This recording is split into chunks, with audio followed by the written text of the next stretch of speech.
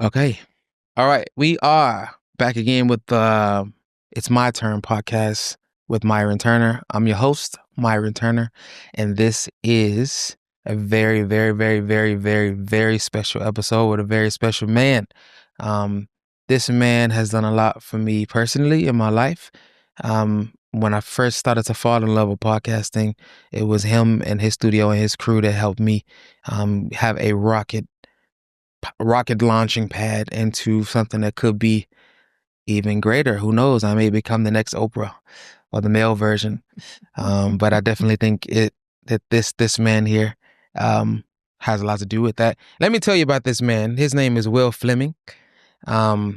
Will Fleming is an amazing guy. He's the founder and CEO of Campfire Studios, founder of DigiKōr, and he's the creator of Vaka Ō Te Tupuna. I'm American, just I'm trying my best with these. It translates to Canoe of Ancestors. Okay, Canoe of Ancestors.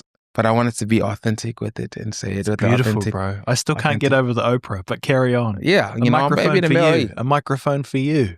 Check Yes. under your chair. A That's microphone right. for you. That's right. Oprah's also, from Chicago, like me, So, but anyway, I'm gonna give you guys the links to Campfire Studios in the comment section. I'm actually on the info section of this video, and on this podcast episode, I'll get the links to the Vaka Ō Te Tupuna web app as well.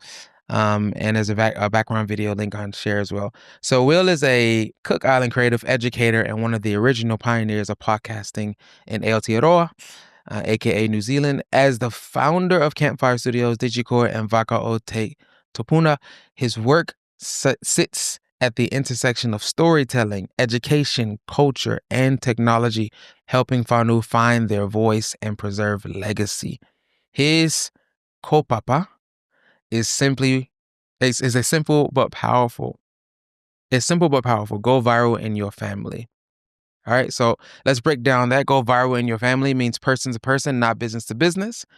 Will Fleming is an OG of Kiwi podcasting and a creative technologist helping whānau find their voice through podcasts, video, film, education, technology, and AI.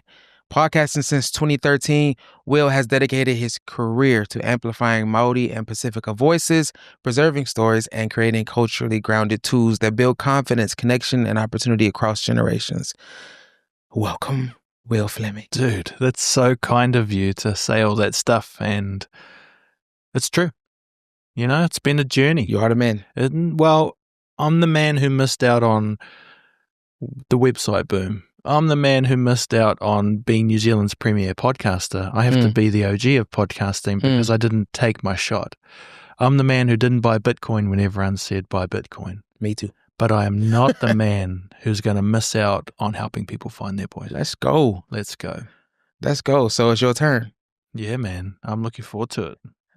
So look, I titled this fittingly, It's My Turn to Produce, Creating and Preserving Legacy, because this man is doing just that. He is creating and preserving legacy, the stories of other people, but also cementing his own story along the way. So look, let's just dig right into it. Could you provide a brief overview to what you've been able to accomplish throughout your media career? Well, look, it's still happening. I'm right in the middle of my Hobbiton journey. I know I look like an orc, but I am more like a hobbit. And hobbits want to chill. Right. They want to be protected. Right. But they understand that the danger is still there and that they've got to fit their big feet. Yeah. And get out there and do it. And I feel like that's where I am. And so for me, that's about taking control of my thoughts, taking control of where my money comes from, taking control of my decision making, and trying to learn from people who have been there, done that before, to essentially steal strategies to help me get to where I want to go. It's actually not been so easy. The only skill I had that has helped me on this journey is probably my nature, but also understanding how to leverage podcasting as a way to get me into another bubble. we've just had breakfast before. We were talking about bubbles. I love that I have this vehicle to go talk to a professor, to go talk to a billionaire, to go talk to the homeless man. I love that it still works. The idea of using your voice still works. Yeah. And so when I put myself in those bubbles, the job then is to listen and to pull information in. Yeah. And I've had very good people in my life who have given me strategies. Probably the one that I want to share with everyone today is I went to see someone who's now my mentor. This was 3 years ago. I'm 45 now. This was at 42. Yeah, my math ain't great. And he sat down with me and he said, I said, why do you want to see me? Word on the street is you can do whatever you want. You can meet with whoever you want. The top dogs. There's the mentor guy. Yeah. And he said, I recognize your search, and I once had it as well. And plus you asked, to catch up. And I said, well, thank you. I'm here to be a sponge. I hope to offer value in my skill sets. I'm certainly searching for something. I was searching to feel less scared of being vulnerable to others making decisions for me. And I'm speaking about professionally. In my private life, luck has played more of a part in my places and spaces. I'm very lucky to have found someone who loves me for me, and that's that. Lucky to have found someone who's equally as jealous of others like I am, so we naturally want to make sure we're both cool and in harmony. Lucky that we both have negative experiences with our parents cheating, so we never wanted to be people who repeated that harm.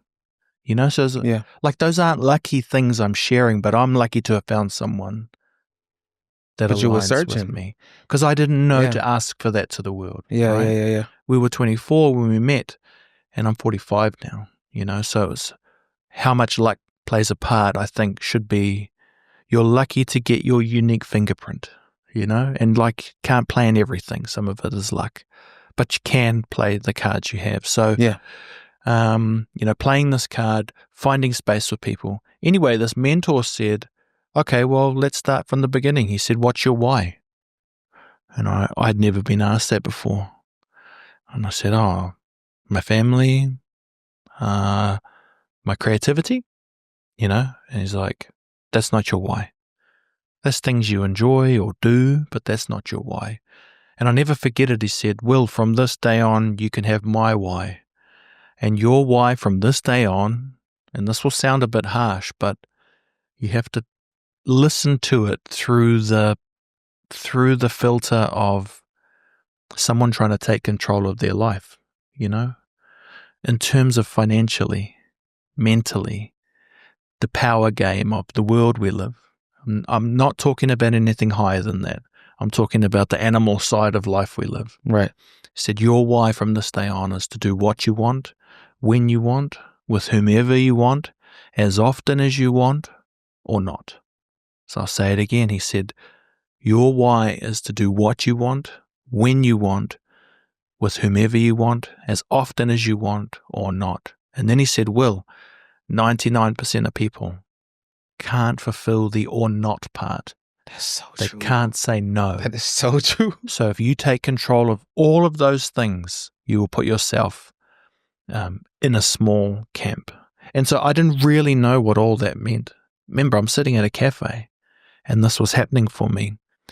And it was like a bit overwhelming, but it's okay. I'm a bit of a chill guy, like I've heard some pretty heavy things in life and I'm cool. I understand it's complicated.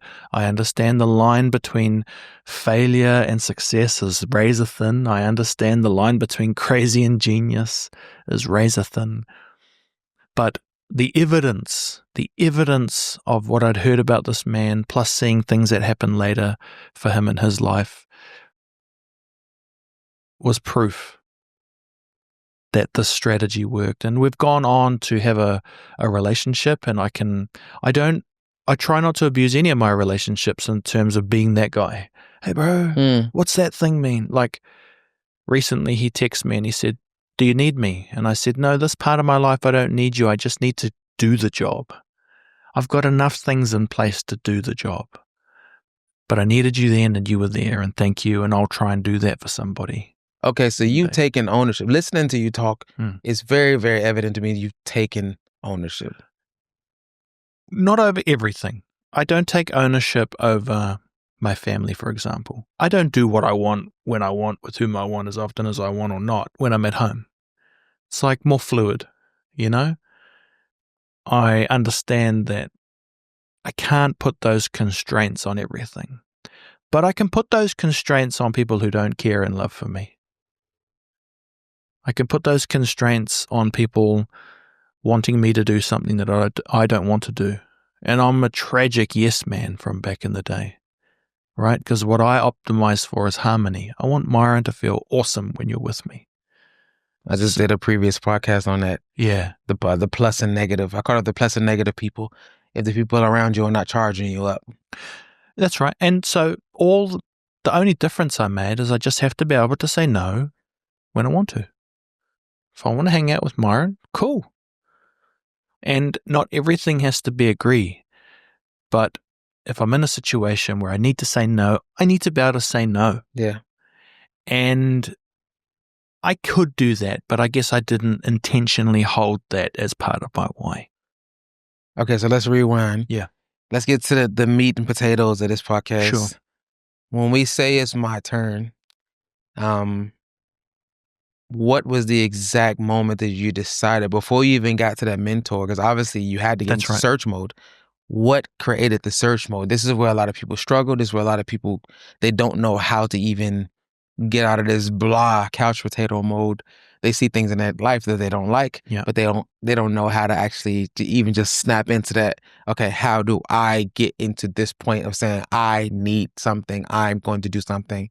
I'm going to take the driver's seat. Yeah. What was that moment where you said, no, this is my turn to do blank, blank, blank? How do you actually get into that mindset? Well, I guess I'll start with saying it didn't come out of something good. And I didn't like that I had to make a big decision in my life based on a moment of tension. So what happened was I was working for a place, and this all kind of happened through COVID. You know, COVID was weird for many different reasons, but one of the reasons was kind of the justification of what people are doing while they're at home. This felt really odd to me because on one level we were saying, well, go out and get the sunshine and do this. But we were trying to load people up with work at home, and it's clear that the two worlds pre-COVID and COVID were different. When you do things in the office, it's way more different than doing stuff at home. And I've talked to heaps of people about it. Like heaps of people will say that they don't work as many hours when you're at home. I'm cool with that if you can get the job done, but we could not say that publicly. You had to make it look like 8 hours is still 8 hours of grind at home. It's like, really? But you're telling me subconsciously to go get sun, to go on a bike ride, to spend this time. It's a unique time. That's true. But everyone's like, conflicting messages. It's stupid messages. Work hard 8 hours between Netflix movies. That's not what was happening. That's not the crux of my story. But I started thinking, oh man, you guys are full of BS. And it started breaking this faith that I had in a team, a leadership team. I'm like, man, this is luck too. This is luck. I didn't choose any of these people to essentially have my well-being in the palm of their hand. And as I started seeing different things, because I don't know what the right word to call me, but I can jump from bubble to bubble using my skill set. You know, I can talk to these people. I can build relationships over here. That was becoming a bit of a threat for the organization I was working for because it's like, oh, no, you shouldn't be doing that. You're in this bubble. I'm like, no. I'm the video expert. I need to have relationships with everybody. And I think maybe I was starting to trigger some things within maybe the darker side of HR, which is hard to control, you know? And I was just like, wow, that's so strange to me. If I was hiring me, I would want me to do exactly that. That's not even the bit, but that started creating the moment of. And the moment of is I kind of took some concerns to someone higher up than me. Actually, I went 2 levels up because I thought, I have a relationship with you. I'm going to come to you. And they were basically like, don't come to me. You're making it awkward. I'm like, wow, screw you, man. What's all our small talk about? We'll find our way together and blah, blah, blah. And so that was one. If you know, a game has 3 lives, boom, 1. I'm like, damn, I'm never going to put extra in for you. I thought we had this cool connection, you know? But as soon as it got a little bit challenging, oh, don't come to me. So I went a layer lower. Essentially, it was trying to just talk me down from some of these things. I'm saying there's not good work practices. I've talked to the other staff offline. They also report this, but no one wants to rock the boat. And I don't want to rock the boat, but if someone's leading me, they should actually not just keep asking me what I'm doing. They should know what I'm doing, and they should know how to lead that. Does that make sense? Yeah. Like, don't just be a leader by default. Yeah. Because you've worked your way up, but not understand my job and then ask silly questions. It's not my job to keep telling you what I'm doing. It's our job. I bring a unique skill set. At the time, it was making videos, it was making content, and it was awesome because I'm awesome at it. You are. But it wasn't that was causing the issue. It was my fact that I was starting to raise concerns. Like, don't just invent jobs because it's COVID. That's a silly job you're asking me to do. I didn't say it that way, but I did say it. But people were inventing jobs. People were inventing titles. jobs. Just to what? Tick an 8-hour box. It was a lot of make-believe things happening around that time. Absolutely. And we can talk about it now, but at the time, it was pretty hardcore, right? And so I started seeing around the corner, or whatever the better metaphor is, started seeing through the invisible force field, which is like, they're there, I'm there. Everyone's harmony because we've got the 4 values of the company. Yeah. But what happened was I came in for a one-on-one, and essentially the manager said, oh, we don't think you're performing. And I'm like, what do you mean? I just finished the next video on this 5-video thing we're doing. Feedback is it's great. Everyone I film with says it's awesome. They're really happy. I'm really happy. Yeah, but it's some of the other things, you know, I asked you to do this and that didn't happen. And I'm so naive when it comes to things. I did take things at face value. And I'm like, oh, okay, maybe I should look at it. Or they were playing a corporate game, though. I think it was. Yeah. And started putting me through HR. Yeah. And performance reviews. Oh, man. And I was just like, well, I guess that's what happens. Until I snapped one day in my own mind and thought, whoa, this is heavy. You know, and then there was some things about, oh, we've reported that you were angry in that meeting. And I was like, I wasn't angry in that meeting. We were just talking. But they reported it. They reported it. So it was on paper. It's on paper. It doesn't matter if you're angry or not. And like, I'm actually very fair about the differences between male and female, but I felt very vulnerable on that day because my manager's female. And I'm like, oh yeah, if you look at me, you see an orc. You don't see the hobbit. An ogre. Yeah. you don't see the hobbit, you know, that I build with you as we roll. How tall are you? 6'5", 190. That's what I was thinking about, 6'5". If I stand straight, you know. But I'm 5'6". You can clearly see the size difference on camera. 5'6" with guns. Well, I got guns. But it doesn't matter when you stand next to somebody who's 6'5". Dude, but my guns look like knives. Internally, that fingerprint's real life size. So my turn was realizing that I then had to go through this HR process, and I said, nah, screw you guys, I'm not going to go through that. I got a lawyer to come in, which cost me heaps of money. Of course. And I said, everything that they're saying here, I don't think is true. I want you to go in there and argue with me because I won't have the words to articulate that. And then after that, I'm going to resign. And they're like, just resign. And I said, no. They can't have it on my record that I was A, B, and C, and D. They can't. okay, maybe I'm not playing ball, but it's not a reason for me to say my performance has been down at work. I'm angry in a meeting, Yeah. that, I was pushing back against silly jobs that were created because of COVID because I was at home. Yeah. You should have said to me, go and spend time with the family and make sure your video work is up to date. But there was no video work because we were on lockdown, So I did exactly that. I paid the damn lawyer the $3,000 for one day's work. Oh my God. He came in and did what he said. I went home and wrote my resignation letter. I said to my wife, sorry, sweetie, I don't know how it's all going to work out, but I've got to do this. This is not right. And the bit that actually made me want to do this is I started taking home with me that feeling. I'd never had that feeling before of someone trying to lean on you. And I was like, oh, I get it. You multiply that by 2 years, you have severe mental health challenges. Yeah. And you're lucky, boy, speaking to me. You've got to see outside of that world for most of your life. So get out.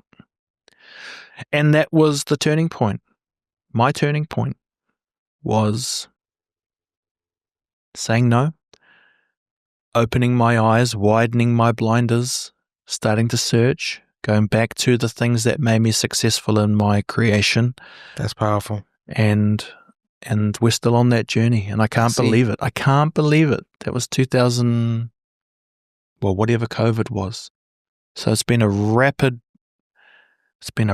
journey, man, but that's interesting. I keep seeing the same trend when we have this topic of people who have adversity that doesn't come in the form of traditional adversity, but it is adversity and it is limitation. I was reading a post online the other day of a comedian who had I think he had a security job, $20 an hour, and he was still doing comedy content on the side because that was his passion online. Company he worked for found his Facebook page with the content, and they told him to stop doing that, and just focus on his $20 an hour job. So he quit, and now he's on like 6 or 7 figures touring. Absolutely. He's like, it was scary at first, but that was his turning. I love the turning point kind of stories. Yes. But it's kind of like you having a meeting with yourself, right? Yep. It's like, is this all you're going to be, Will? Is this it? They gave this to you. This is your little parameter, what they made in COVID, and they saying this is it. And they don't like that you have a personality that is against that. Are you going to accept it or not? And I think a lot of people are dealing with that. And they're too afraid to even talk about it, ashamed to talk about it. Also, I think it should be illegal, the corporate game. That is a sick game. Yes. It's actually a sick game. To manage people out is gross. And I will never understand it. Maybe I will if I have to hire staff one day. But I hope to have very high trust relationships. And I don't care if statistically that's wrong, because I hope for a bit of luck in life. I hope that I'll find someone who's on my wavelength. I hope that I have the skills to be able to build the network with someone who, I want someone who wants to get paid a lot of money to do a little bit of work, but that bit of work is very detailed, was full of love. I don't need someone to prove to me that 8 hours has been done and here's how I just think that's BS, to speak in a softer way. I would use harsher language, but it's really not right. Well, it's corporate culture, and it comes from the top. If you were the CEO of a company, then that wouldn't be the culture. The culture would be like you. But unfortunately, you have other CEOs who think that way. Like, people are resources. They are not real people. They're just skills on paper. Yes. They're not people. Yeah. So now I can just come up with a system, and I can systematically get you out if I want you out. If I feel like you're underperforming or you're not matching our company values, you're gone. And I think it's those people who keep fear-mongering AI, because essentially what's going to happen is those people who are the robots in the company are going to lose their jobs to machines. the people in the company are currently saying that's tragic, but like how many stink jobs do people go to anyway? Okay, there's the other problem. What are we going to do after the AI has systemized our stuff? Well, I don't know. Let's get creating. If the robots are doing the work, then what do we want to do? That's a mindset in itself, though. Absolutely. And there's fear, and it's not going to get easier before it gets harder. I want to stick to the questions I wrote down because Absolutely. I want to extract all I can out of you. Because I know me, if I don't stick to my notes, I'll just go on a rampage. Okay, so can you tell us a little bit about what you're up to now? I think what you're up to now is really cool, and I would love for you to tell the audience about it. Sure. And because it is a part of your turn, it is a part of that turning point. Yep. It's like, okay, yeah, you made your turning point. You decided I'm going in this direction. What is the passion point that's kind of really consuming your world now? Well, just to get there, I'll go back to the mentor. Sure. So our first meeting was do what you want when you want, blah, blah, blah. Our second meeting was about cause and effect. Yeah. And this was the turning point for me in terms of what I offer as a product and a service as my business. Yeah. Because I'm not just a video production company. That is what it looks like in a box, but it's not that. And so just imagine we're in a cafe and I have one of those packets of sugar. Do you know the ones I mean? Yeah, the little one, the little white ones here. That's right. And he says, Will, this is my mentor to me. Will, what happens when I drop this sugar? I said, it's going to hit the table. He said, Will, what if I'm looking over in the corner and there's a man yelling at me, telling me I'm ugly? Will the sugar still hit the table? I said, yeah. He said, well, what if it's raining outside, there's a yelling man over there telling me I'm ugly, and there's a dog over there barking at me and it might bite me. If I drop this sugar, what will happen? He said, it will hit the table. I said, it will hit the table. He said, that's cause and effect, right? There's nothing we can change about that. Maybe if you open the window and wind blows in. But we know that when I drop that sugar, it's going to hit the table. So remember, I'm sitting there like, whoa, I've just like resigned from my job. I feel like this is like really out there, but I am picking up on it. I am knowing what he's saying. And what he's saying to me and what he did say to me was, the thing you offer, you have to be able to measure the cause and effect of that. Wow. You better make sure that A equals B. Because if you don't do that, your business won't be successful. People won't rave about you. And so I started looking for cause and effect in my creative spaces. I'm like, oh, maybe it's making things with music. No, because there's different types of music, or maybe some things don't need to be with music. Oh, maybe I'll pick the cause can be the microphones I use because they make people sound better. Yeah, okay, but there's lots of different microphones and it just didn't really feel right. Then one day I was sitting there, and I don't know exactly when, but good ideas come to you when they come to you. And I said, I think the cause is that when someone comes into my space or a space that I'm in, especially to record, I can guarantee, like that sugar on the table, even if the dog's barking, even if the person's outside yelling, that they will leave that space feeling empowered. Probably a bit tired. It's exhausting sharing yourself. But you will feel thankful and happy to have paid that money to me because I helped you get what was inside out. That's my cause and effect. Now, that doesn't mean it's a bulletproof plan, but I have been pondering that for a few years, and I've updated that since that time. Okay, so this is in the podcasting realm. This is in the production realm. It wasn't about coming to Campfire Studios and we've got the best producer and the best lights, because anyone can do that. But the way me and my team will work with you, you will feel safe and you will leave feeling better than when you came. And that is something that I just believed to be true because I've seen it enough.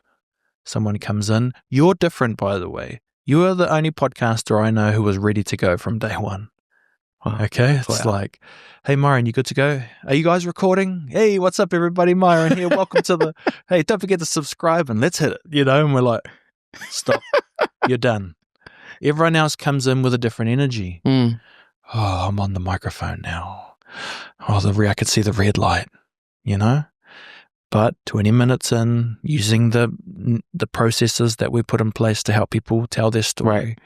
And that's a wrap. Wow, thanks, man. Cool. Hey, we'll see you guys later. And you'll tell 5 people, They'll tell 5 people. It's a great studio. Microphones are great. It's great. Guys, great, And those are all part of the cause and effect, but it's about you leaving feeling better than when you came.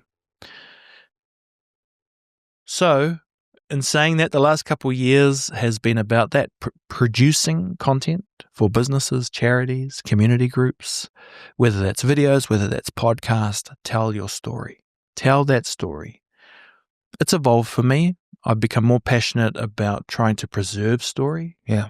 Like, I don't like it that Myron can go on podcasts, you can have people on your podcast, but where's the podcast with your grandmother?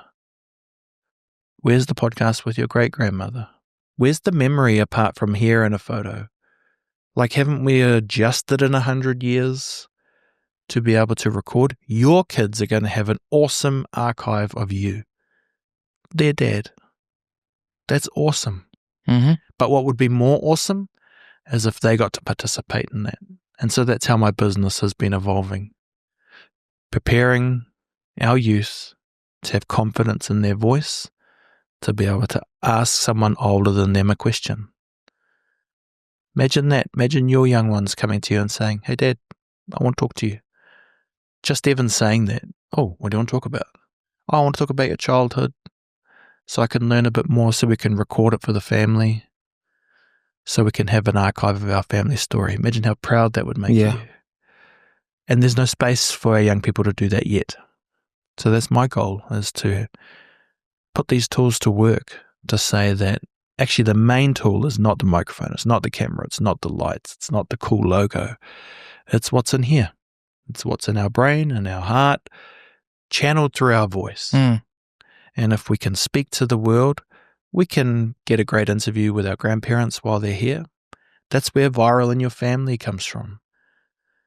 If you interview your grandmother and one day, as it happens for everyone, they pass away, guess who goes viral? You. Because you've got that story of how the cookies were made. You've got that story about, remember when we came over the mountain and we saw that beautiful thing? It's not just a memory and a picture.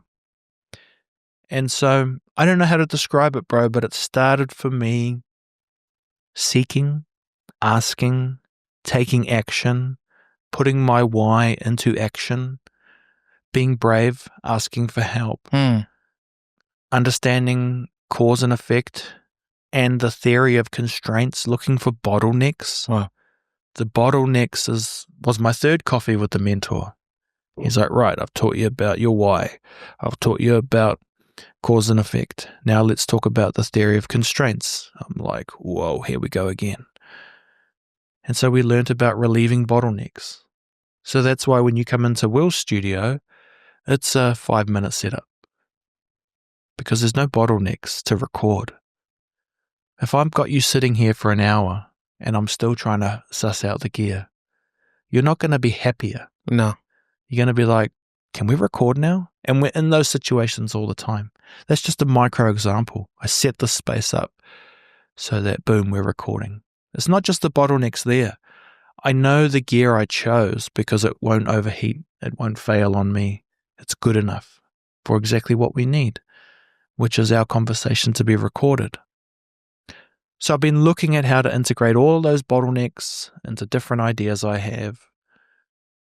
And, I hope that's useful. It is compacted into one book if you enjoy reading, or there's an audio book, which I preferred, called The Goal. The Goal. The Goal. The Goal. Who's the author? Goal. I don't remember his name. I do a lot of Spotify audiobooks. Yep. I can definitely get it done next month. Right. And it just talks about the story of You've got an idea, but it's the bottlenecks that kill it.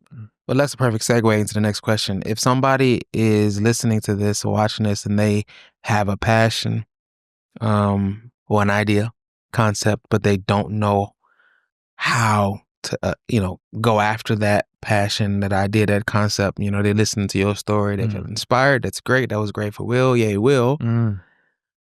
But little old me, I don't know what to do with my passion. I don't even know where to start. What would you say to that person who doesn't know where to start? I would say start not thinking your way out of the problem. Talk your way out. If that's talking to God, talking to the universe, speaking out loud, pushing record so people don't think you're crazy. We have to speak to the world. We can't think to the world. We don't think we love our kids. We tell them we love them. Wow. And I really take that seriously. We try and think our way out of nearly everything. But you got to talk your way out of stuff, and you got to ask the world stuff. So the ultimate for me, and I won't say you need to have this because I don't want to preach to anyone, but this is what I believe would be great for a young person and myself and us if we're willing to be brave enough to believe we have something special in us that can come out. I believe that. I believe that's the reason we're all slightly different. Fingerprints, interesting. It's all slightly different. If it wasn't slightly different, then all of our fingerprints would be the same. So there must be a reason we're all slightly different. And I believe that is because you have a little unique view over something, and Will has a unique view over something, and so do you, listening wherever you're listening from. Now it's society's job, it's a mentor's job, it's supposed to be Harmony's job to help you find that. But most don't find that. So the sentence that I've built for myself and for the people that I try and help or serve, which are young people, I'm not interested in actually older people. Sorry, we're already up and running. And some of our problems aren't problems. But young people got serious problems in today's world. They lead the stats in suicide. They are coming into this world where people our ages, 30s, 40s, 50s, remember a time when it was kind of more chill, and now the world's grunty, and they feel that. They do. They feel that. If you're around your 30s, 40s, and 50s, you remember chilling and being bored when that meant you had nothing to do.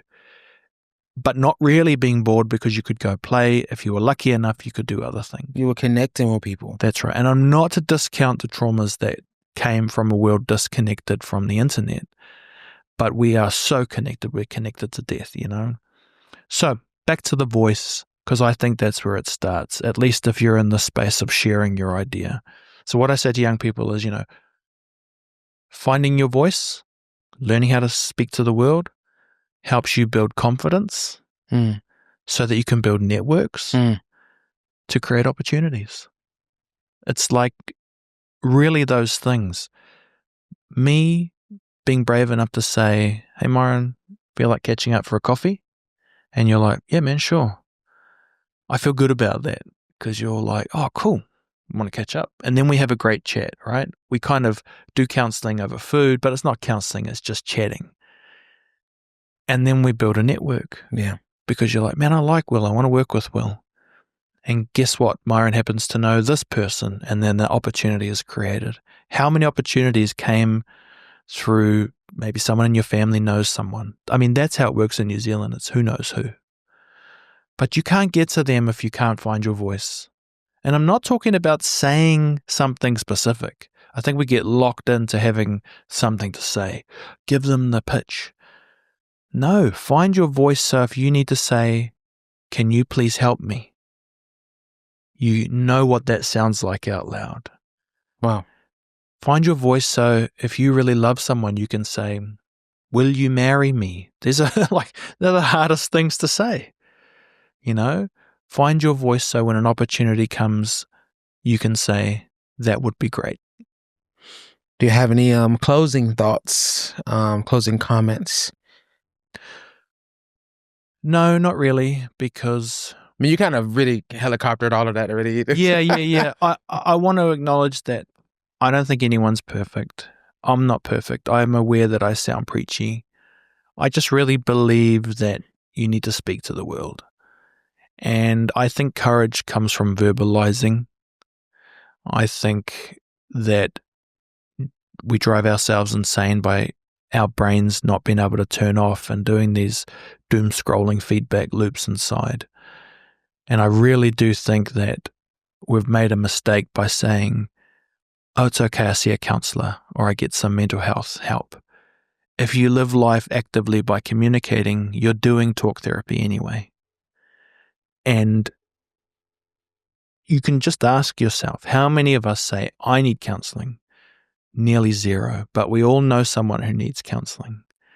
But how many of us need networks, friends, connections, everyone? Yeah. So just see it that way. Put yourself on the mission. That's what helped me. I know lots of people because I happen to have built that skill set of being able to talk to people and communicate and interview them and make them feel special about their slice of the world. So yeah, I think as AI comes in, maybe my closing thought will be, technology is not going to save anything. It's just going to do the jobs that we were doing. Our job is to reconnect with each other. I actually think that no one would have any problem hanging out all day, eating and sleeping in the shade while the robots plant the garden. I don't think we would have any problem with that. No. Today I'm going to hang out with Myron. Tomorrow hang out with Jim. Day after that I might try and, I don't know, film a video mukbang, the eating ones. Yeah. We will find time. We will find time. What I think will suck is if we continue to go down that thing of pretend you're busy for 8 hours when really it takes you 4. Yeah. I want to work with people who want to work 4 hours a day. Yeah. So that's my turn. No, thank you, man. Thank you so much. The connection piece is so important. What you guys don't know is prior to today, I hadn't seen Will in person. I've known Will for years, but I haven't seen in person in 3 years? 3 years? It's enough time for me to get a hair transplant. I went to Germany and they took 4,000 hairs out of the back, put them on top, and now look, Will's got long hair. Will has aged backwards somehow since the last time I saw him.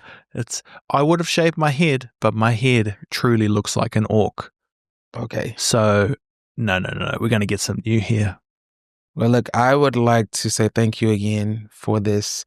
And also, if you're listening and you are an administrative lead at a school and you would like Will and his services to come by and you think this is a unique opportunity, please feel free to reach out. I will put his details in the bio. So I keep saying bio. I'll put his details in the link in the, what am I trying to say? Description? In the description. Thank you. In the description area, you'll have all those links to how you can reach out to Will for that school, because what you're doing is a very, very, very unique. I've never heard anything like this. Yeah, man. Well, I was going into schools and I wasn't seeing, in the Pacific and Māori space, we're told we come from a long line of orators. But when I walked into classrooms, the heads were down. No one was orating. They looked like they came from a long line of thinkers, a long line of suppressors. And I'm like, we are not orators. So I asked my teacher friends, I said, how do you earn credits, which is the game in school? Yeah. You got to get through school, high school, by earning credits for speaking. And they said, oh, well, we can take a bit from here and put it on an English thing and do a speech. And I said, I'm not talking about speeches. Speeches is public speaking. That's different. That's not one-to-one communication. Yeah. And they said, okay, well, you can't. So I went and found a friend who works in philanthropy, rich families who want to give away money because of intergenerational guilt. I said, I'll take some of that tax money. Yeah. And I built the framework so that, NZQA, which is our way we mark and educate and offer credits, so that you can earn credits through speaking. And that was through podcasting. And that was through one-to-one, eye-level communication, not one-to-many, one-to-one. And so that's my joke, is I don't do B2B or business-to-business. I do P2P, person to person, people to people, podcast to podcast, peer to peer, pupil to pupil, pupil to pupil. The pupils and the pupils. You know, that's deep. I go deep, bro. You got the fingerprint. I go to the pupils. I just love that it started lining up. P to P's where it's at, man. So that's what. Sorry, I'm going on a rant now. No, it makes sense. I've been living in New Zealand for almost 11 years now, and the number one thing that I've noticed out of all my Pacifica friends, this communication thing is the Achilles heel for you guys. The ability to just orate, and I struggle. Like at my even the company I work for now, I'm the only guy that looks like me. Obviously, I'm the only American. Everybody else is Pacifica, and I am usually the spokesperson in any new room we're in, any new endeavor, any new organization we're going into. They push me into the front to talk, which is fine. I have a gift in that area. I'll talk, but I've also been trying to understand a little bit about that. One of the guys I work with, he gave me a little insight about the Samoan culture, and he was just telling me about how his grandfather and their generation, they were duped and they were tricked by, I don't want to say pakiha, like whatever, it is what it is. And they were told, this is the only thing you can do. This is the only job you can do. This is what you do. So they have the internal community and they talk within their own communities. But even within their own communities, there are wavelengths of communication that is not being communicated well within the youth. That's right. Why the youth are walking around grouchy. So a lot of these young people who are going to jail or fighting randomly in the street is because they don't feel heard. They don't feel seen. Somebody said something to me really cool. I never thought about it. And it's sparking a lot what you're saying about communicating within the youth and them learning how to connect this generation and that current generation. You ever seen those guys that go around with loudspeakers on the front of their cars? Yeah.